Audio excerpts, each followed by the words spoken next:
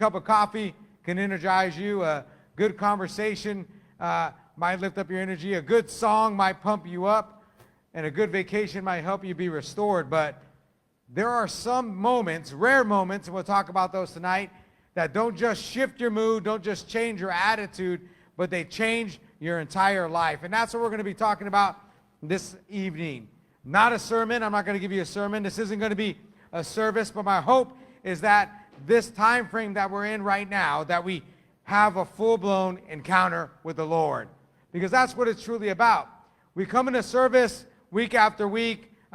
Most of us only one day a week, but you mighty warriors who are here this evening, you come twice a week to hear God's word, so that way it can transform you. That way you can encounter him in a deeper sense. And I want to talk about just how an encounter looks. And the original word, the word used for encounter, is Sumballo. Sumballo isn't something that's like nice and wonderful. It actually means that you're on a crash course, a collision course. It means to intensely come together in such a way that it alters you in a mighty way. And that's what we talk about when we speak about that encounter with the Lord. It's not that pat on the back kind of moment. It's a divine collision that will transform your every walk with Jesus Christ.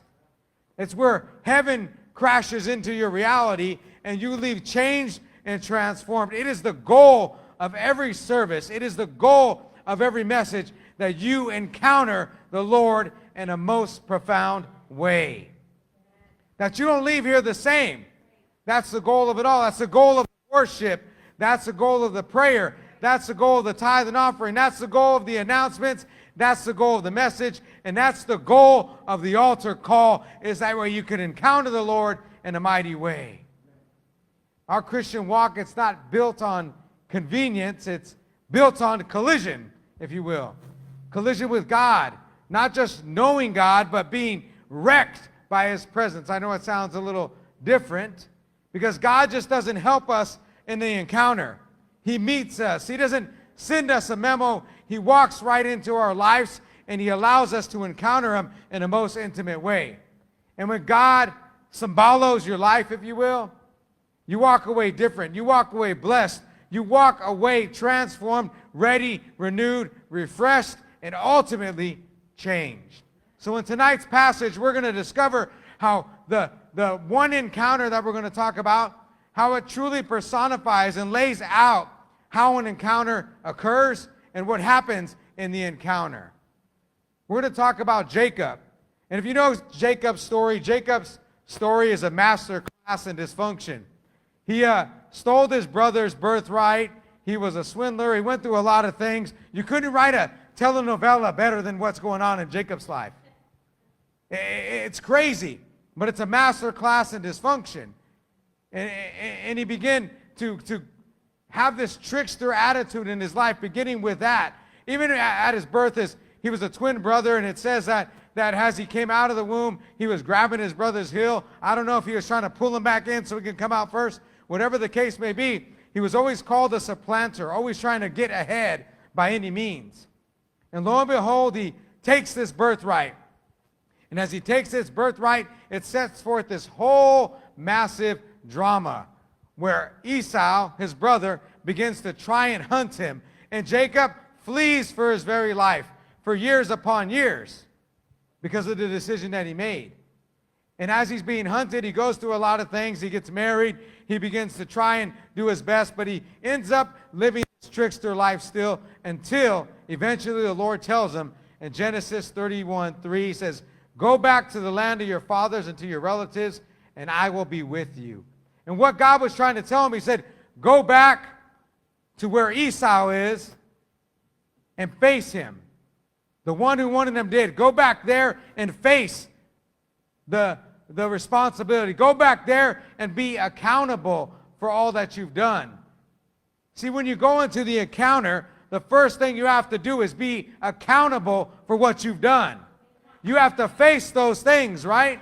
That's the most difficult thing. Have you ever done something so wrong, so terrible, and you refuse to say sorry, but you're still seeking out the encounter with God? I don't believe it's going to occur until you finally seek out that accountability. And that's where we pick up today. Jacob is headed toward a family reunion of sorts, or a family disunion of sorts, a reckoning that he thinks is going to happen.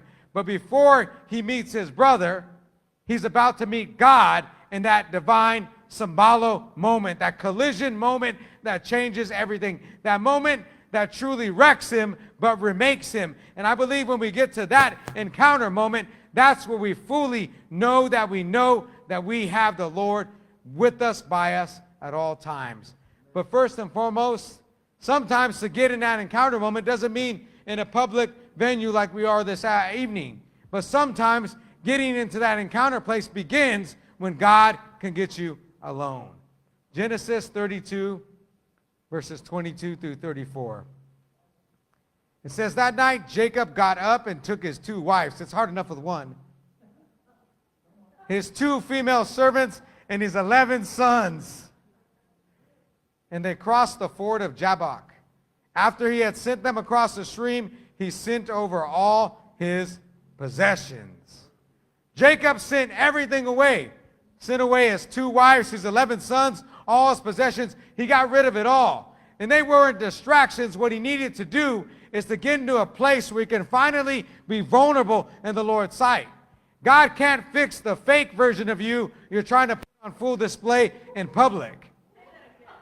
He has to start behind the scenes where he can get you at your most vulnerable moment. The raw you, the broken, weeping, mascara dripping, raccoon looking you. The snot having, baby looking like alligator tear crying, whatever you are, he has to get you to that place. The raw you, the broken you, the wrestling you. And that's who exactly showed up at Jabbok. That's the Jacob you got. No longer the swindler, but the one who was like, man, here I am. It's just me and you, God. And that's where the encounter begins to occur. Here's something cool to note. Jabbok means to empty out. So Jacob wasn't just crossing a river. He was going to a place where he needed to empty himself out. Because how do we get infilled when we can't empty ourselves out of that garbage? That garbage can't be emptied out, and you want to be infilled by the Lord. He poured out his pride, his pain. He got rid of everything that was of value to him, and he said, it's just me and you, God, in this moment. He was scared for his life, nowhere to turn. His twin brother was on his way, he thought, to damage him and to persecute him. But here's something to note. Sometimes the most powerful prayer is the prayer you can pray in silence and cry in silence. That time where God can get you alone, that's where the encounter begins to move and it begins to take place. But he has to get you to a moment where you are truly vulnerable. I've seen some vulnerable moments in my time, and one that stands out the most is there was a 16-year-old boy in a church service that we had. He had been wrecked, damaged. He had been at his wits' end and desperate. And I remember he fell down to the altar so hard because he was in so much desperation, he busted his nose. And I remember our first reaction was to be like, hey, there's blood everywhere, help him out. And I remember he was crying so hard, he pushed away everybody. It was almost as though he was saying, leave me in my moment. It doesn't matter if the blood's flowing. It doesn't matter if the tears are flowing. I need to experience the Lord right now in this vulnerable state. Can you and I get to that type of moment? And the encounter won't stick to your schedule. Genesis 32:24. It says, so Jacob was left alone, and a man wrestled with him till daybreak. Now, when we talk about this man, this is what we call a theophany. A theophany means that God incarnate, God in human form. Theo meaning God, pano meaning in human form. So Jacob was wrestling God in human form. Many people think they call it the angel of the Lord. Many people think it was Christ incarnate at that time, fighting against and wrestling against Jacob. And it was a wrestling match with no timer, right? There was no rounds. There was nothing happening. It didn't happen at the limits of convenience. There was no 30-minute prayer devotional window.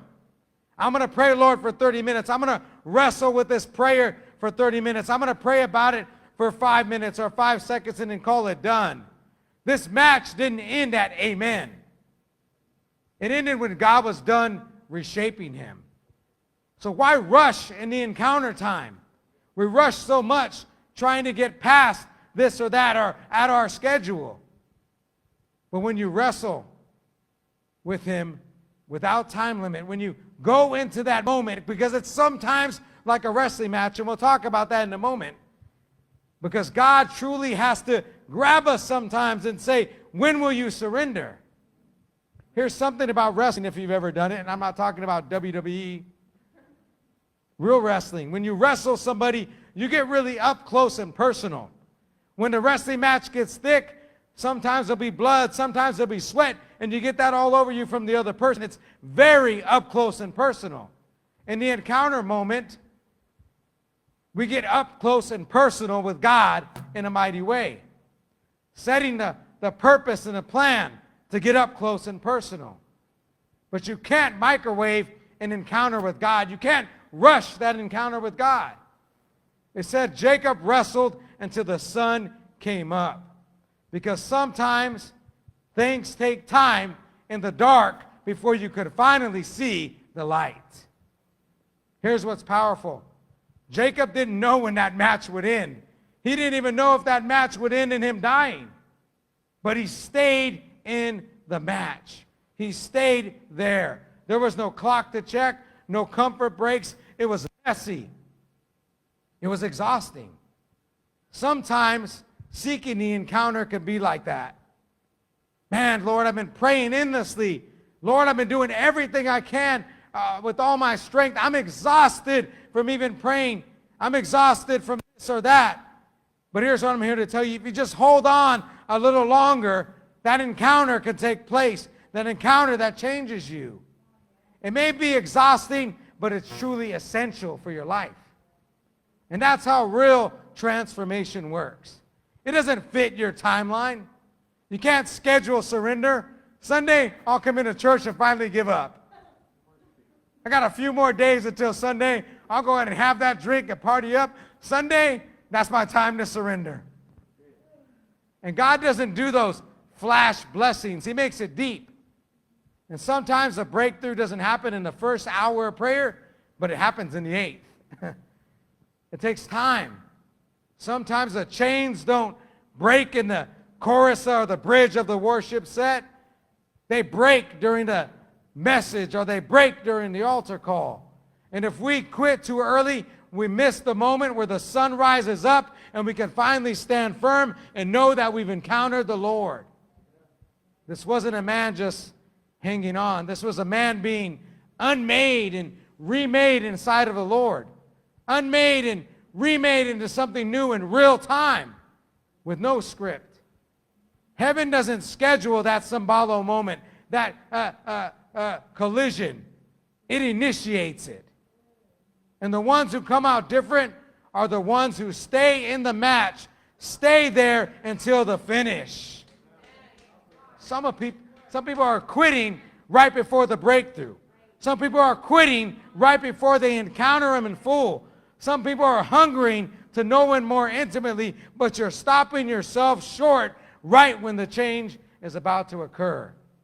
And truth be told, the encounter is going to hurt sometimes. It's going to hurt you deep because it's cleansing out and it's purging things in your life that need to be taken out. And though it might hurt sometimes, it's there to heal you. Genesis 32:25. It says, when the man, that is the Theophany, saw that he could not overpower him, he touched the socket of Jacob's hip so that his hip was wrenched, and he wrestled with the man. We think about something in this scripture, and we think that the man couldn't overpower Jacob. That's not the truth. It wasn't that he couldn't overpower Jacob. He could easily have. But that wasn't the point. God wasn't wrestling with Jacob's body. He was wrestling to break Jacob's will, and it's to bring surrender to him. God doesn't desire to make robots who move and just are robotic, who move out of fear.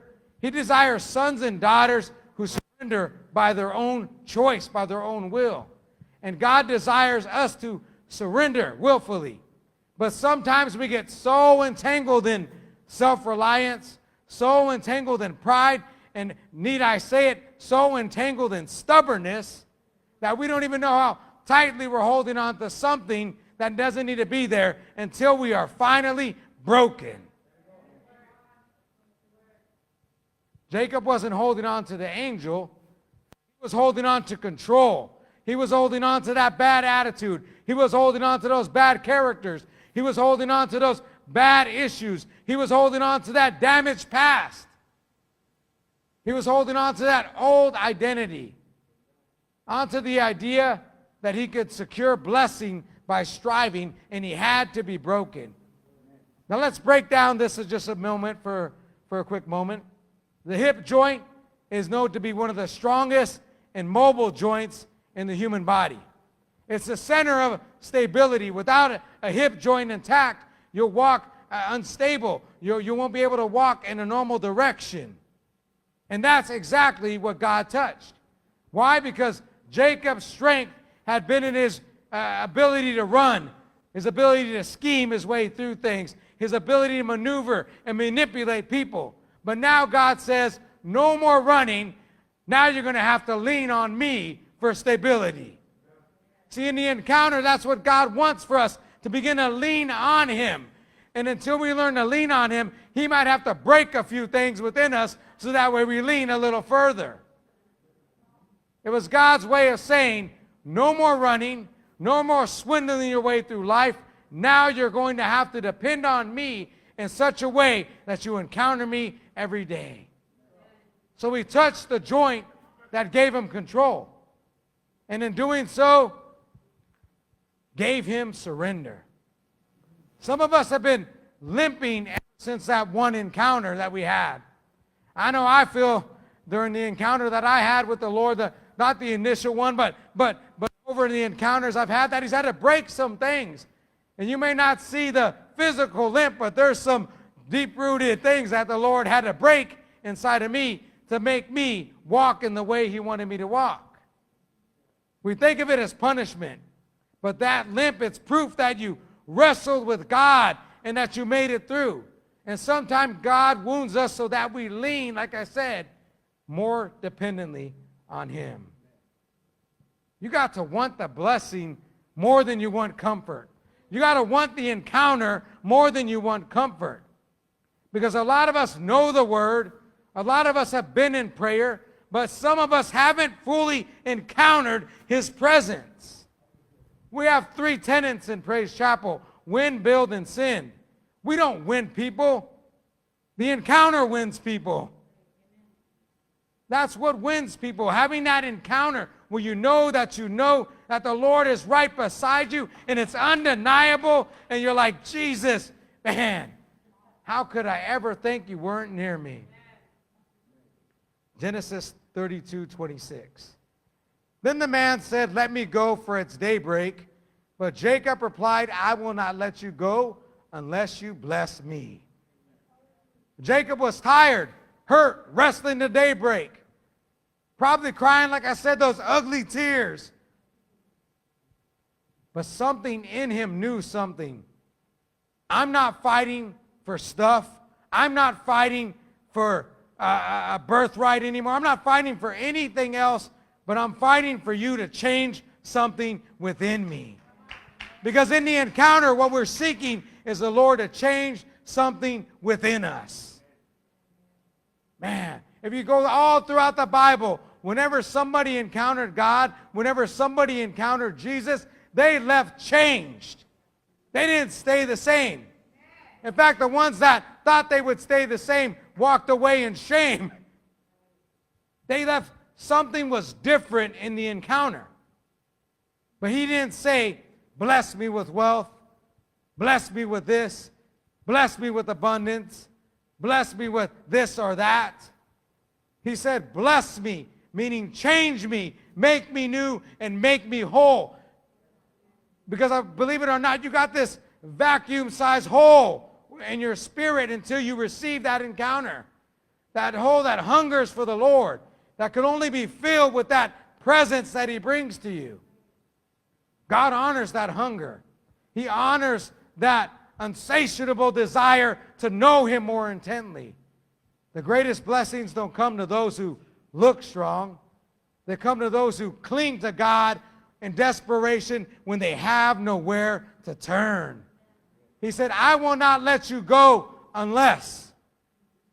But we have it reversed. Lord, unless you do this for me, I'm going to go. We have it backwards. Lord, unless you show me something, I'm going to go. Unless you put me in this or that, unless you bless me with this or that, I'm going to go. But what Jacob said is, I'm not going to leave until you bless me. That word blessing, in its truest form, means that God kneels down a little bit, puts his ear down, and hears you. It's not to receive things.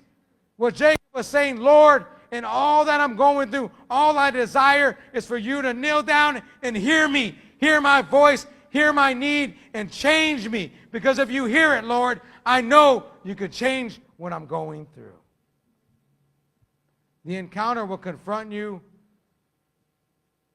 with who you were to reveal who you are to become. Genesis 32, 27 through 28. So the man asked him, what's your name? Jacob, he answered. And then the man said, your name will no longer be Jacob, but Israel, because you have struggled with God and with humans and have overcome.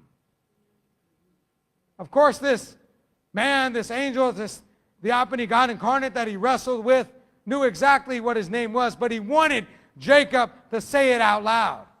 He said, what's your name? Jacob. You will no longer be called Jacob, but Israel. Because in ancient times, your name was tied to your identity and your destiny. When you would name somebody something, it would mean their identity and their destiny. That's why we tell people, don't call nobody Gorda in shorts. That's not their nickname. You know, don't call any cholo names in church. That's not your nickname. That's not your identity. But in ancient times, that's what it denoted. So when Jacob confessed his name, he just wasn't saying his name. He was identifying who he was at the time. He was confessing who he was. When he said, what's your name? He said, Jacob. What he was saying is, it's me. I'm a swindler. I'm a liar. I'm a cheater. I stole this. I'm running away like a coward. I'm all these things. And it hurts to say who you are. But in the encounter, when you can finally confess all that you are, you begin to see something change. I find it so tragic that we often come to the altar and we begin to pray. And you know what you want to confess, but you just say, Lord, forgive me. But the Lord in the encounter wants to get up close and personal with you. Because if you could voice out all the wrong you did, it begins to relieve something out of you. When you can open your voice and say, I've done this, I've done that. A couple years ago during the marriage gathering, there was a confession moment between couples. Man, were the tears flowing. But man, was the freedom thick in the encounter most blessed, where you had couples admitting deep, dark things to each other, looking at each other and say, I forgive you. Man, the encounter was great. When you could own your sinful story to make way for what the Lord of Lords can do in your life. He wasn't having soul talk with this man. He was having spirit talk with him. Jacob meant heel grabber, like I said, deceiver, trickster. But in confessing the name, he was owning the past. He wasn't hiding behind a mask anymore. He wasn't hiding anything in sight of the Lord anymore. See, if you truly want to encounter God, stop hiding things that He already knows about. He wants the real you. He wants to see you and hear you. And in confession came a redefinition of who He was. God didn't just leave him there. God won't just leave you in your mess as you confess and you lay it all out to Him. He's not going to leave you there. When you finally get rid of all that you've been carrying, all those things that you've been harboring and you release them in that encounter moment, he's not going to leave you there. He's going to transform who you are.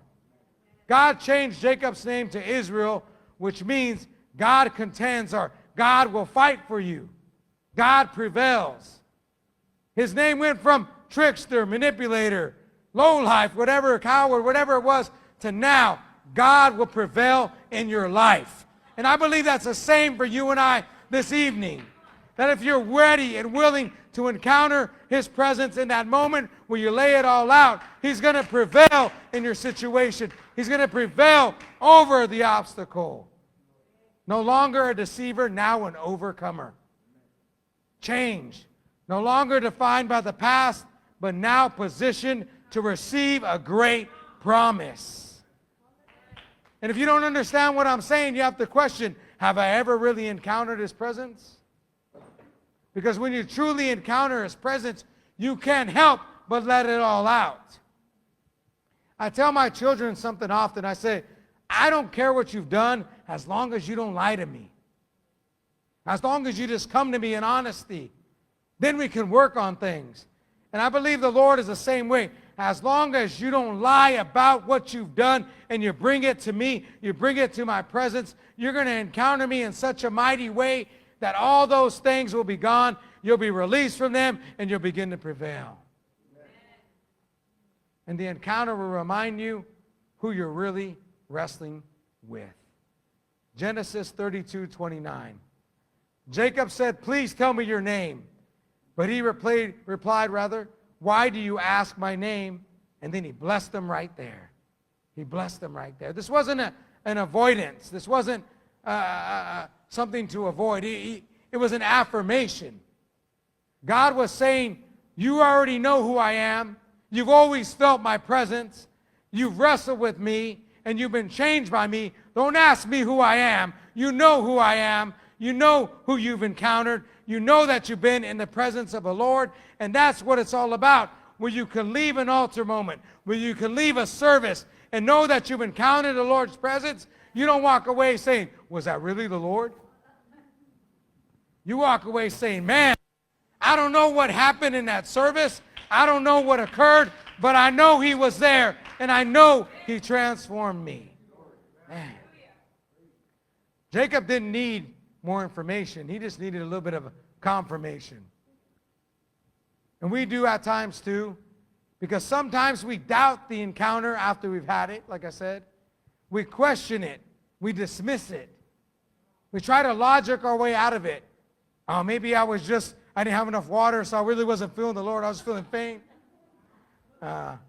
Maybe the service went on too long and I was just tired and what I was feeling wasn't the Spirit. But God says, you know me. Stop doubting the moment that I marked you and held you. Stop doubting the moment that you were changed. Stop doubting that encounter moment that you had with me. That was me. I did that for you. And if you truly have that encounter, it ends in awe and identity. It ends in full awe of what God can do. Genesis 32:30. So Jacob called the place Peniel, saying, it is because I saw God face to face, and yet my life was spared. He said, I saw God face to face, and yet I was spared. He wasn't saying that God was this all-vengeful God. He wasn't saying that the moment you see God, you get struck down. What he's saying is that I was in an encounter with God, a true encounter with God. And rather than condemn me, rather than shame me, rather than cut me off, he spared my life, and I am breathing still. Right now in this place,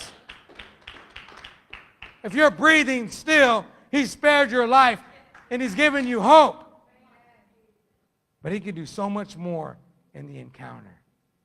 Jacob didn't survive the night. He walked away, redeemed and renamed. Peniel means the face of God. And in that moment, Jacob knew he had seen God. He had encountered God. He had not only seen God, but had been seen by God also. That's the turning point right there.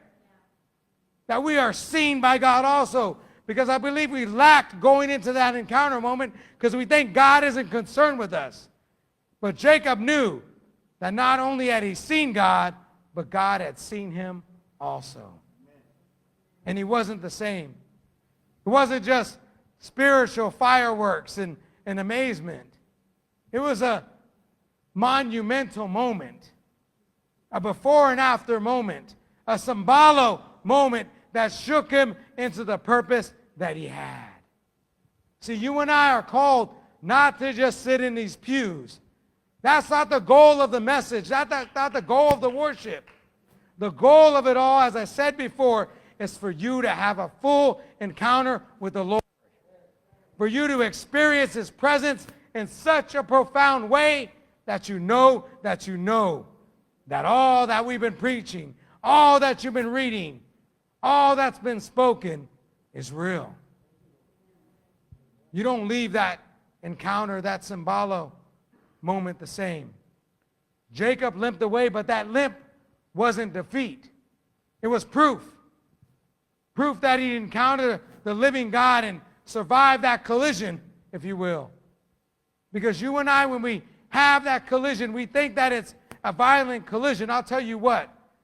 There's nothing like running towards a relative or a loved one, and you're running towards them, you haven't seen them for a while, and you just collide in that hug. You just run right into each other. That's what that Sumballo moment is. The real beauty of divine Sumballo is a face-to-face with God that isn't just a blessing. It's a becoming to a new person. It's when your limp tells a better story than your past could ever tell. Jacob walked into the night, got rid of his whatever wives and his 11 children. God bless him. He walked into that moment as a liar, a deceiver, somebody running for his life.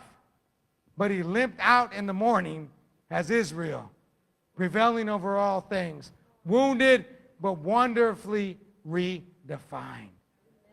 Can you imagine the thought in Jacob's head? It's okay that I'm limping. I don't mind the limp. I've been freed from what was in here. I've been freed from what has been deep-rooted in spirit, wounded down here. I've been released from that. It doesn't matter how I physically am. What matters is how I spiritually feel right now in this moment. And in closing, here's where it gets more beautiful. And when he finally met Esau, when that finally came to the face-to-face with somebody who was trying to kill him, there wasn't war. There were tears. There was reconciliation. Genesis 33, chapter 4. It says, but when Esau ran to meet Jacob and embraced him, he threw his arms around his neck and kissed him, and they wept. There wasn't a war. There wasn't a difficulty. There wasn't even angst. There wasn't even talk about what had happened. All that there was a reconciliation. Two brothers hugging in tears. It said he put his arms around his neck, embraced him and kissed him. It was as though he was saying, man, I don't even recognize who you are. All I know is that I love you and I care for you. Because that's what an encounter can do. It can heal wounds that you've caused. It can heal wounds that others caused you. He rewrites the story that you wrecked and makes it brand new. And he makes peace possible in the impossible places that you thought were permanently broken and damaged. If he could do it for these twin brothers in one encounter moment, he could do it for you right now in one encounter moment. So next time you may feel you're in a divine wrestling match, don't rush it. Embrace it. Don't resist it. And for heaven's sake, most importantly, don't let go. Because that encounter moment is right there. Stand with me this evening. We are few, but the Spirit is thick in this place.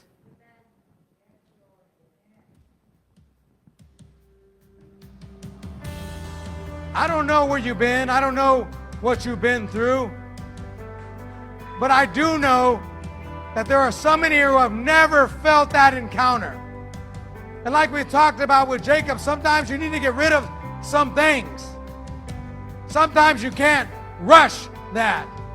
Most importantly, you need to be true, authentic, and real in His presence if you want that encounter. But I don't know about you, I came here to be changed, transformed. This word's not just for you, this word's for me. Because a lot of us